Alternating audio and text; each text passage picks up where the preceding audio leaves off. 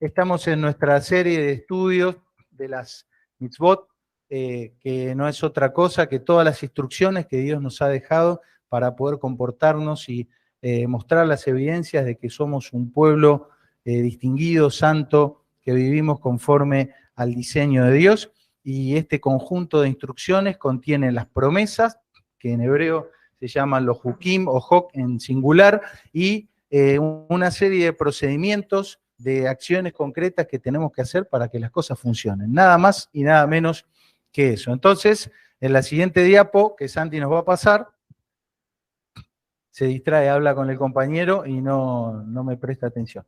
Ahí está. Recordamos esta diapo que estuvimos viendo también, donde veíamos ese niño relajado, disfrutando del juego con su padre, y como metáfora decíamos que nosotros también, si nos enfocamos en el Señor, y tenemos esa relación paternal con Él, y nos liberamos de ciertos prejuicios, del autocontrol que todos nosotros naturalmente queremos ejercer, y nos entregamos al Señor, entonces vamos a disfrutar de ese proceso.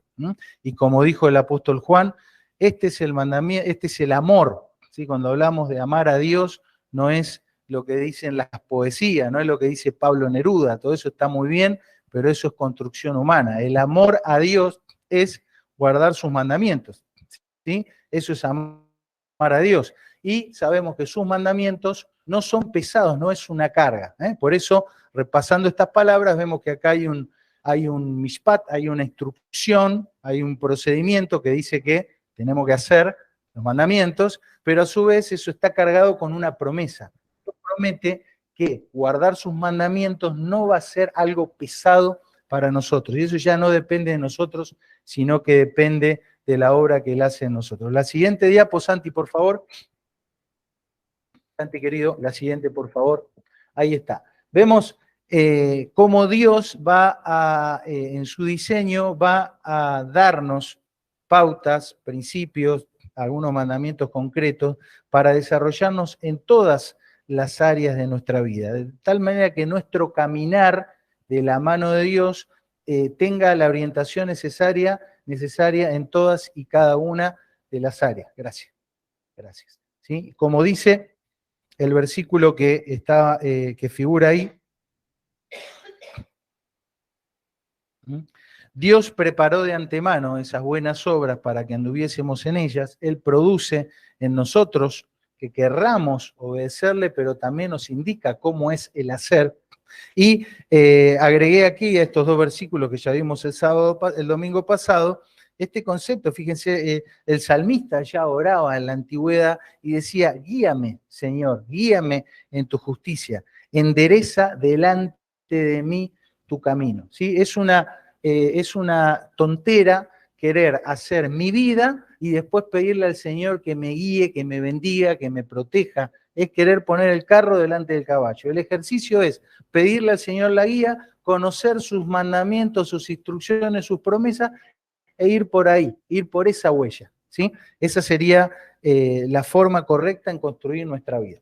Quiero hacer un punto acá, y es este concepto, ¿no? Cuando hablamos de las leyes de Dios, está esta figura, si esto lo bajé de internet, que piensa que las leyes de Dios son un yugo, son una carga, son una cosa pesada que quebranta al ser humano, ¿sí? Entonces, la pregunta que yo me hago es si es posible que las leyes de Dios, las instrucciones de Dios, estén diseñados, sea un sistema opresivo, opresor, lo que haga es esclavizarnos y que nos traiga más problemas que soluciones. ¿Es posible que en la mente de Dios, en el carácter de Dios, Dios diseñe algo así? Bueno, ya decimos que no, ¿sí? Definitivamente no. Sin embargo, lo que vamos a hacer es demostrar esto bíblicamente. Observen, acá tenemos que dividir claramente para no confundirnos, ¿sí? Hay dos formas de conectarnos con, entre comillas, la vida religiosa.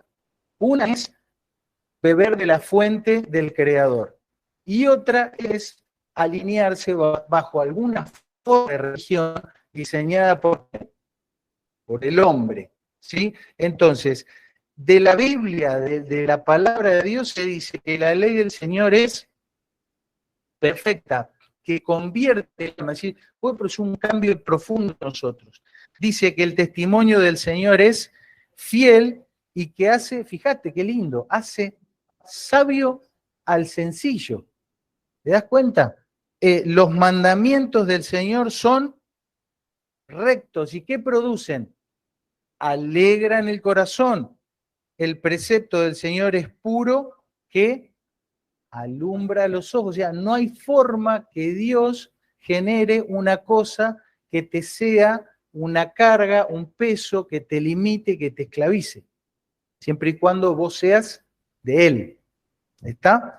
Del otro lado, hacia la derecha de la pantalla, cualquier forma de organización social, comunitaria, más grande, más chica. Pero eso es diseño humano. Algunos con la mejor intención, pero ningún diseño humano que estructure el comportamiento, la vida, que ordene la vida de una persona, ninguno de estos sistemas se va a comparar nunca, jamás, con lo que proviene del corazón y de la mente de Dios.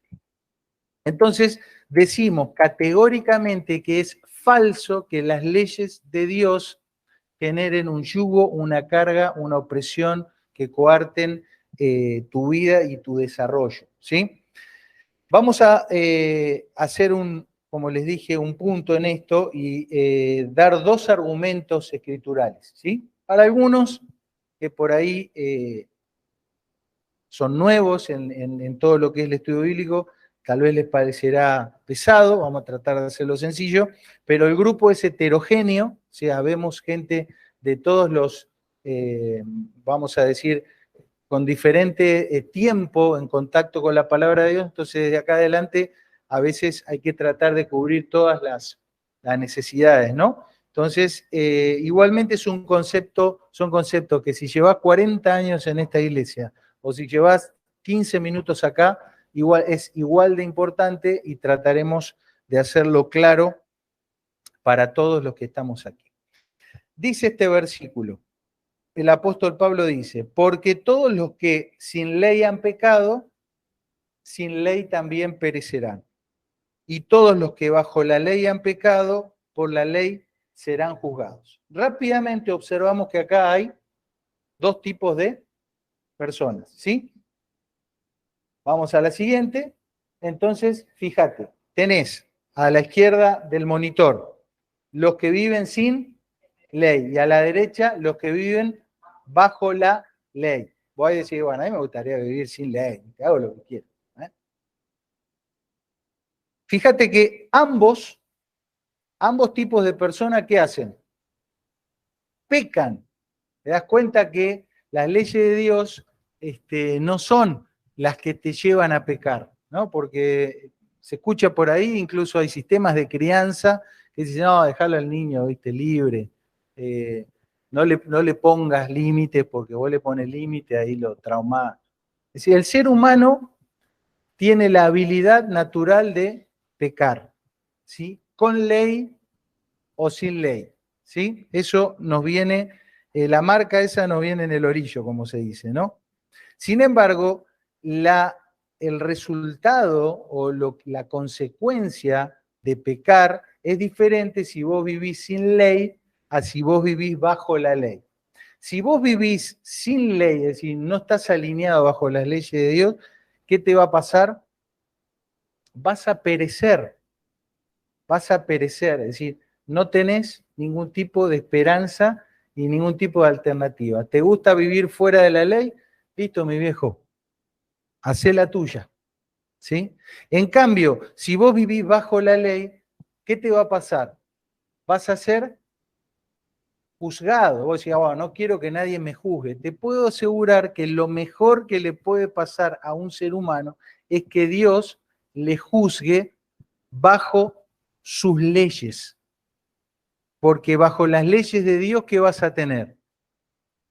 Un amparo y vas a tener un sistema que va a hacer dos cosas. Primero, que le va a cuantificar y va a medir tu delito. Y segundo, te va a dar ¿qué cosa? una alternativa. ¿Sí? Gustavo, el peladito que estuvo acá, que hicimos la entrevista, ¿se acuerdan? Él es un obrero así transcultural, y bueno, entrando a un país islámico, entraba medio flojo de papeles y en un momento lo secuestraron, ¿sí? Mejor dicho, lo retuvieron para control de documentos y en ese momento él dijo, bueno, estoy perdido. ¿Por qué? Porque es un país que está en guerra civil, entonces, ¿qué no tiene el país? Leyes, ¿no? No había leyes. Entonces, su destino era totalmente incierto, ¿no? Entonces, imaginémonos eso. Entonces, ustedes ya pueden ir sacando conclusiones, que hay un común denominador para todas las personas, somos pecadores, pero hay hay una diferencia fundamental entre estar bajo la ley de Dios o vivir sin ley. La segunda diapo, por favor, Santi, nos dice lo siguiente, ¿sí? Que el juicio de Dios regido por sus leyes, cuantifica, dimensiona, mide tu maldad. ¿Sí? Porque para eso están las leyes, para decirte cuán pecador sos. Pero a la vez te ofrece un medio de redención, un medio de perdón, un medio de justificación. Esa justificación no viene por observar las leyes, porque sería imposible, ¿sí? O sea, no, ninguno de nosotros lo podría hacer.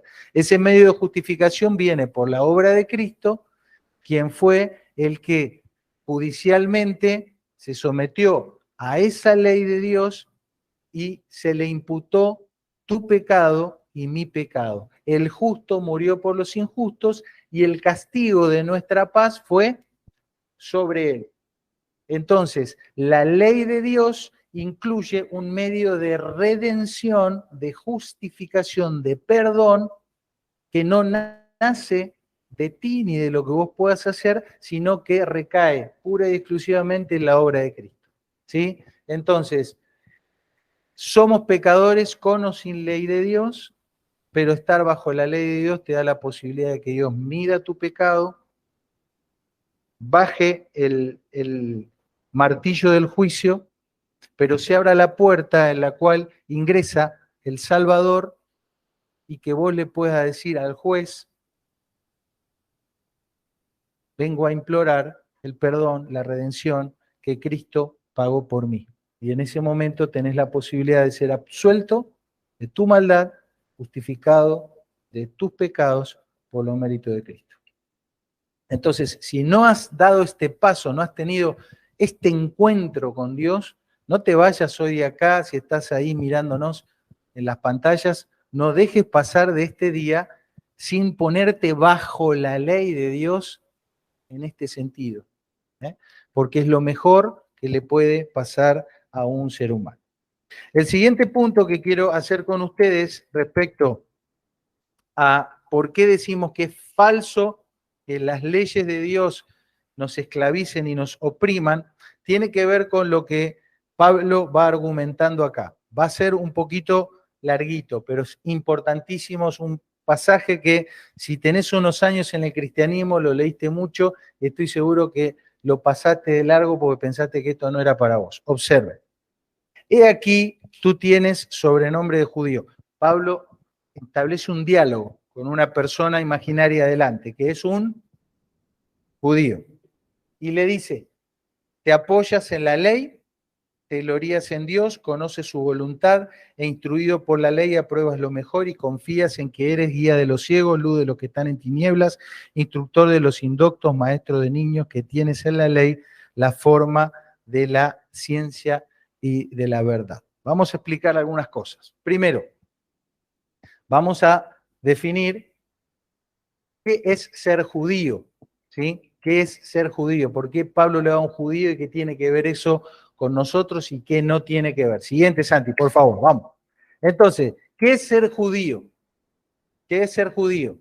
Bueno, ser judío puede tener que ver con la sangre, con la herencia, con tu árbol genealógico. Ser judío puede tener que ver con una religión, la religión judía. ¿sí? Que vos ves la tele ahí, las cosas que hacen. Ser judío puede tener que ver con una nacionalidad, ¿sí? Bueno, nada de esto nos interesa a nosotros, ¿sí?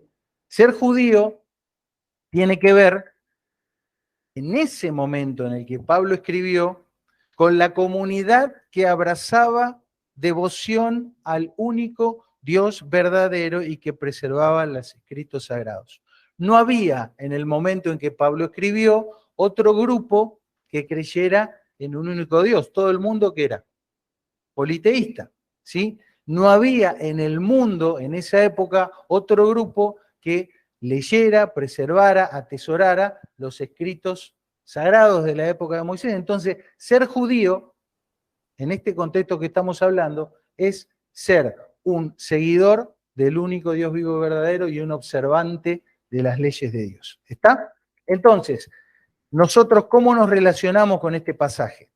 Bueno, no nos relacionamos, no nos sentimos representados y no nos interesa nada que tenga que ver ni con la herencia, ni con la religión judía, ni con la bandera de las 6 puntas, ¿sí? Eso es un tema que no es nuestro. Podríamos hablar mucho de eso, pero no nos interesa nada de eso. Lo que nos interesa es tener esta convicción, la convicción de habernos nosotros también convertidos de la idolatría, de vivir adorando a lo que se te ocurra y de seguir al único Dios vivo y verdadero. Entonces, en ese sentido uno podría decir, bueno, yo me siento parte de esa forma de judaísmo. ¿Está? Pero no me interesa hablar de si somos judíos o no, porque va a ser para confusión, pero sí nos interesa saber qué hacían esos judíos con la palabra de Dios y cómo esa palabra impactaba en su vida. Pablo dice que esta comunidad que seguían al único Dios vivo y verdadero, se apoyaban en las leyes de Dios, eran instruidos por esa ley de Dios y tenían esa ley como la fuente, ¿sí? Entonces, fíjate, las leyes de Dios como el fundamento, el marco teórico para la vida del pueblo de Dios, las leyes de Dios como ese manual de instrucciones del cual uno todo el tiempo lee para aprender y para alinearse. Eso es lo que se conoce como un proceso de fidelización, de educación continua para estar ahí alineado con eso, ¿sí? Y la ley de Dios como la fuente de la cual uno abreva, de la cual uno se alimenta para todo lo que necesita. ¿Qué producía qué produce en una persona que hace estas cosas? Fíjate, dice, te glorías en Dios, conoces su voluntad, apruebas lo mejor, confías, eres guía, eres luz, eres instructor y maestro de los indoctos y de los niños. ¿Te das cuenta cómo seguir al único Dios verdadero y tomar la palabra de Dios, que era lo que en esa época hacían los judíos, pero hoy nosotros lo estamos haciendo, es tener en la palabra de Dios la base o el lugar donde todo el tiempo nos estamos educando, nos estamos instruyendo, y eso va a impactar en nosotros, va a tener consecuencias en nuestra vida. ¿Qué consecuencias va a tener? Bueno, Dios va a ser nuestro, ¿qué? Centro. Vamos a tener un conocimiento experimental de Dios y de su voluntad. Vamos a tener cambios en nuestra conducta, vamos a aprobarlo mejor, vamos a vivir con confianza y vamos a tener la convicción suficiente como para después compartir e influenciar a otros, a tus hijos o a otras personas a quien vos le quieras compartir eso. ¿Te das cuenta cuál es el efecto de la palabra de Dios en la vida de aquellos? Quiero hacer puntos más sobre esta idea de te glorías en Dios. La idea de gloriarse en Dios no es salir ahí a vos, viste, vos en cuello, yo soy de Dios, no me importa. No es eso, no es ir a patotear a nadie. Gloriarse en Dios es que Dios tenga la preeminencia, sea el centro o el eje que influencie tu vida. Y quiero explicar esta palabra centro o centrarse, ¿sí? Centro, centro. Bueno, ¿qué es el centro de algo? ¿Qué es la idea de centro? Ahí traje una foto de la ciudad de La Plata, ¿sí? La ciudad de La Plata tiene la ventaja, la seguridad de las diagonales. La ciudad de La Plata tiene la ventaja de que se diseñó, mejor dicho, antes de construirse, ¿sí? Eso no pasa con ninguna ciudad del mundo. Todos se van haciendo asentamientos. Entonces, en ninguna ciudad del mundo el centro queda en el centro, excepto en La Plata, ¿sí? ¿A qué me refiero con el centro? ¿Qué hay en el centro? ¿Eh? ¿Qué hay? Las cosas más importantes. ¿Y qué serían las cosas más importantes para una ciudad? El banco, la catedral. Ah, está. Bueno, para algunos lo más importante es el shopping, pero el shopping no está en el centro, porque lo que está en el centro es el lugar, son los edificios, como ustedes dijeron, de los cuales se ejerce la autoridad. ¿Sí? Entonces, la autoridad religiosa, siempre hay una iglesia o una catedral.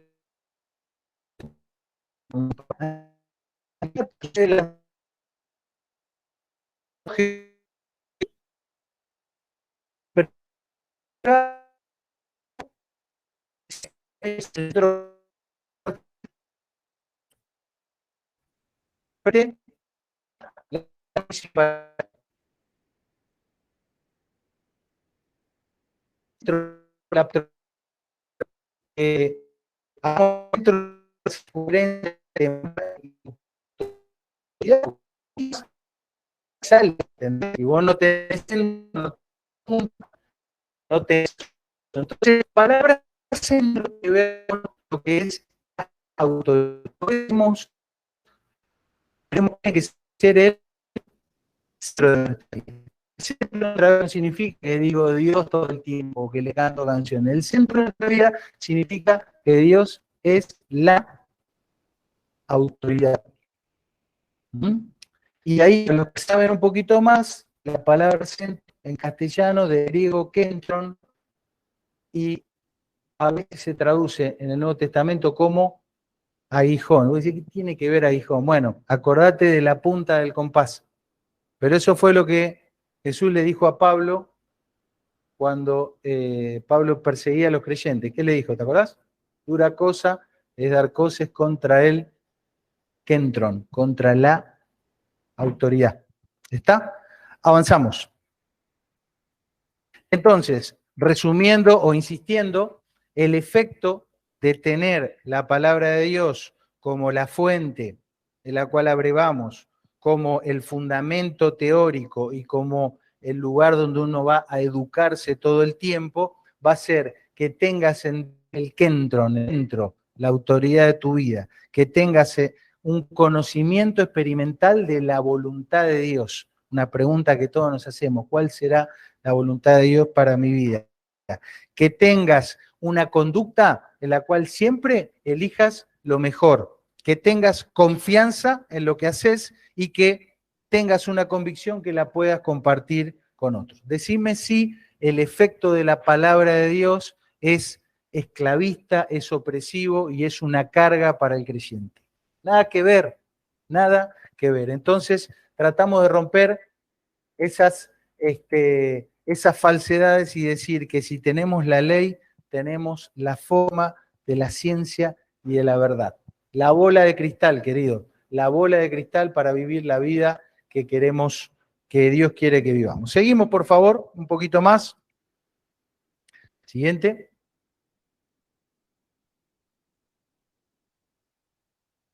Ahí está. Vamos a ver brevemente dos mandamientos porque estamos avanzando con las instrucciones. Le pido 10 minutos más de su atención. Y el primero de ellos tiene que ver con esta famosa frase. A ver, porque no escucho. ¿Qué pasa? Háblame porque no entiendo. ¿Y qué hacemos? ¿Suspendemos la reunión? Bueno. Viene tormenta fea, el que se quiera ir, es el momento, y si no, seguimos. Ahí está. Qué grande. Panza llena, corazón contento. Corazón contento.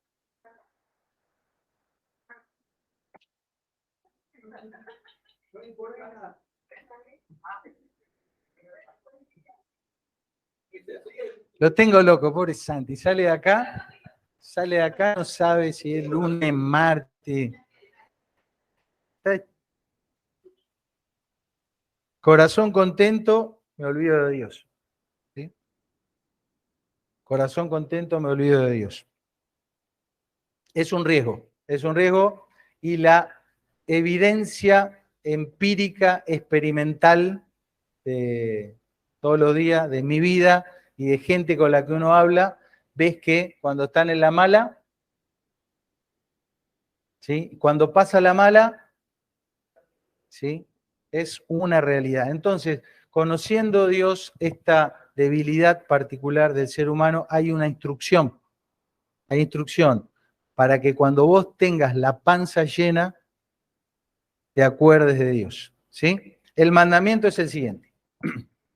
Y comerás y te saciarás y bendecirás al Señor tu Dios por la buena tierra que Él te ha dado. Entonces, ¿cuándo hay que dar gracia por los alimentos?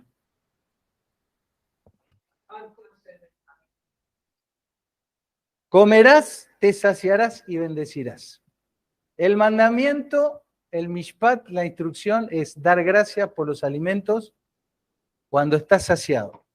¿Sí? Es un ejercicio para no olvidarnos de Dios cuando nos va bien. ¿Se puede dar gracias antes? Obvio que sí, y en la Biblia hay gente que ha dado gracias antes, Jesús dio gracias antes. Vamos a ver un poquito, Santi. ¿Sí? Ahí está, ¿no? ¿Cuándo damos gracias? Antes, después, siguiente. ¿Está? Fíjate, Jesús dio gracias en la mitad de la comida. Mientras comían, tomó el pan, bendijo, lo partió a sus discípulos, dijo, tomad, comed. Si ya habían comido, después tomó la copa y dio gracias. O sea, en la mitad de la cena, él dio gracias, ¿sí? Y después, en el versículo siguiente, fíjate, eso es Mateo 26, 27, pero cuando terminaron de comer, cantaron, ¿sí? Tomaron un tiempo para cantar, ¿sí? Entonces ahí Jesús está observando a rajatabla la instrucción, ¿sí? De bendecir a Dios cuando terminas de comer. Pablo dio gracias antes, ¿ves? Tomó el pan, dio gracias a Dios en presencia de todo y después comió. No pasa nada si das gracias antes, pero el punto es, ¿qué hacemos cuando estamos saciados? ¿Qué pasa con nuestro corazón y nuestra mente? Ese es el principio bíblico. Entonces, hay una relación entre el olvido y la saciedad. Y ya esto trasciende a la panza llena, ¿no? Hablamos de todo. Observen esto que pasó ahí, fíjate. El mandamiento dice, comerás, te saciarás y bendecirás, ¿sí? Pero después dice, ¿por qué? En los versículos siguientes, cuídate de no olvidarte del Señor tu Dios para cumplir sus mandamientos, sus decretos y sus estatutos que yo te ordeno hoy, no suceda que comas y te sacies y edifiques buenas casas en que habites, y tus vacas y tus ovejas aumenten, y la plata y el oro se te multipliquen, y todo lo que tuvieres se aumente, y se enorgullezca tu corazón y te olvides del Señor tu Dios. Tremendo, tremendo, ¿no? Un cartel así grande de alerta pone el Señor y nos da una instrucción para que la pongamos en práctica y nos podamos acordar. Entonces, fíjate que esto ha sucedido a lo largo de la historia. Fíjate Sodoma. He aquí que esta fue la maldad de Sodoma. Fíjate las tres maldades de Sodoma. Soberbia, saciedad y ocio. ¿Sí? Desastre. ¿Sí? Pero qué interesante, la saciedad como un elemento que nos puede llevar a imitar a Sodoma. Entonces, ¿qué dice la Biblia? Que en el día del bien, goza del bien. Y en el día de la adversidad, considera, porque Dios ha hecho tanto lo uno como lo otro, a fin de que el hombre nada halle después de él. ¿Qué significa esto? Significa que las circunstancias pueden variar. Puede haber un día de mucho bien, puede haber un día de adversidad. Pero hay dos acciones básicas que nosotros tenemos que hacer. Disfrutar, gozar. Hoy aprendimos bendecir a Dios y en el día de la adversidad considerar ¿por qué me está pasando esto? ¿Para qué Dios me está exponiendo a una situación adversa? Debemos saber que detrás de todo eso, de nuestros días buenos y de nuestros días malos, hay un Dios, un ingeniero divino que está moviendo cosas con un propósito. Hay un propósito. ¿Cuál es el propósito de Dios? Ser el kentron, el centro, el aguijón, el puesto de mando, el núcleo de autoridad de tu vida. Dios quiere ser mi municipalidad, mi banco, mi iglesia, todo, ¿entendés? Dios quiere ser todo eso en mi vida. Y si permite ciertas circunstancias, es para que yo observe, analice, considere y vea y me responda a esta pregunta. ¿Es Dios el centro, la autoridad de mi vida? ¿Sí o no? Si es no, me tengo que quebrantar, humillar, pedirle perdón y reconocerle como la autoridad de mi vida. Y si es sí, debo entender que Dios tiene un propósito, está armando algo. Y aunque el tiempo circunstancialmente sea doloroso, Él que tiene la autoridad sabe lo que hace. Entonces tengo que confiar aún en la noche más negra.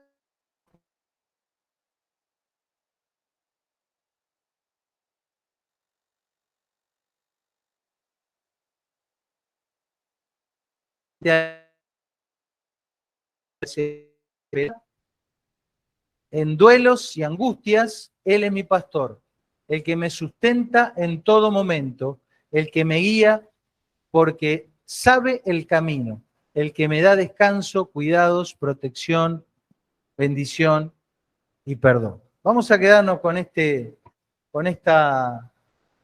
último concepto y vamos a orar para que en este último minuto cada uno de nosotros pueda considerar si Dios es la autoridad de tu vida, si estás bajo las leyes de Dios, si podés ir a juicio con confianza sabiendo que Dios ha provisto el perdón para ti y que se lo puedas pedir de todo corazón si esa es tu necesidad. Oramos. Si nunca antes reconociste a Dios como la autoridad de tu vida, si nunca pensaste en exponerte a juicio delante de Él, pero sabiendo que Dios ha provisto un Salvador, te animo, te invito a que puedas orar y que puedas decirle a Dios en esta noche, Dios, en esta noche vengo delante de ti.